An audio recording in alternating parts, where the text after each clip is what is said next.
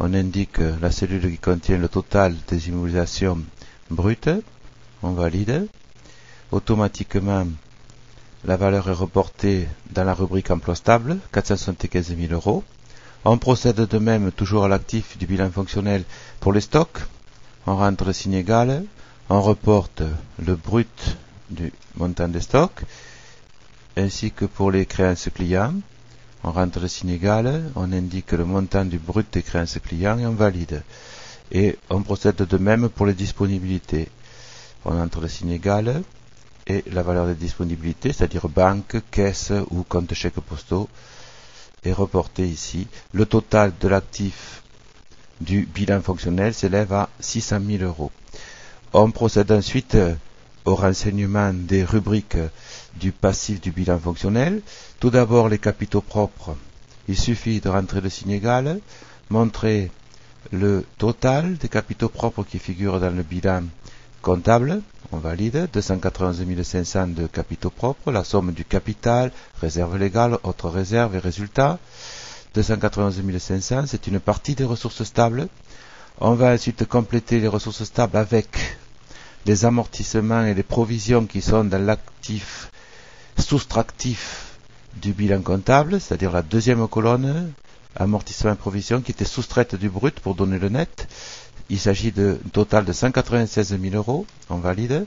Ces 196 000 euros d'amortissement et de provision du bilan comptable sont reportés au passif du bilan fonctionnel.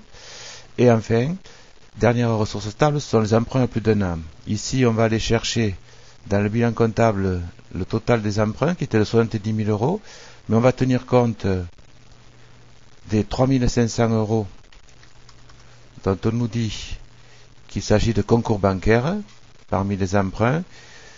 3 500 sont des concours bancaires, donc on va les faire figurer dans les concours bancaires, 3 500, qui constituent de la trésorerie passif. Les 70 000 euros ont été subdivisés en deux parties. Emprunt à plus d'un an, 66 500, et concours bancaire, 3 500. Il ne nous reste plus que les dettes fournisseurs du passif circulant. Je rentre le signe égal, je reporte les dettes fournisseurs de 37 500 du bilan comptable, je valide, et je procède aussi de la même manière pour les dettes fiscales et sociales, signe égal, 5 000. Le total du bilan fonctionnel est de 600 000 euros, il est égal à l'actif, le bilan est équilibré. Nous avons renseigné les 6 rubriques importantes du bilan fonctionnel: emploi stable, ressources stables, actifs circulants, dettes circulantes, trésorerie actif, trésorerie passif. On va à présent faire les calculs que l'on nous demande pour le fonds de roulement. Le fonds de roulement, ce sont les ressources stables moins les emplois stables. Il suffit d'aller chercher les ressources stables dans le bilan fonctionnel qu'on vient de construire, moins les emplois stables qui sont à l'actif. Et on valide. 79 000 euros, c'est le fonds de roulement. On peut, comme commentaire, dire que ce fonds de roulement est positif et que les ressources stables couvrent les emplois stables. Ensuite, on va calculer le besoin fonds de roulement. Il est égal à l'actif circulant moins les dettes circulantes. Donc on va aller chercher dans le bilan fonctionnel, signe égal, les actifs circulants, 120 000, et y soustraire les dettes circulantes qui sont de 42 500. On valide 77 500. On constate que le besoin fonds de roulement est inférieur au fonds de roulement. Donc on va avoir une trésorerie nette qui sera positive. On va calculer directement la trésorerie nette. Alors, en rentrant le signe égal, on indique la trésorerie active, moins la trésorerie passif, et on obtient 1500.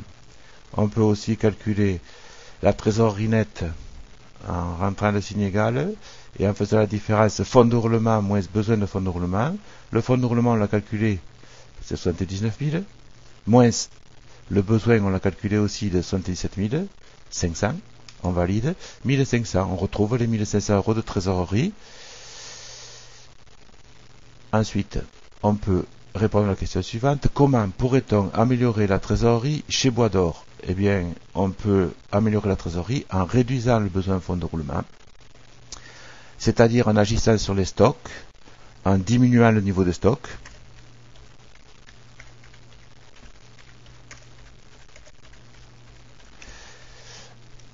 en agissant sur les créances clients, en raccourcissant les délais, en réduisant les délais des créances.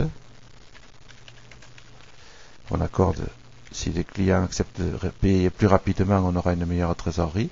Ou alors, sur les dettes fournisseurs, en allongeant les délais.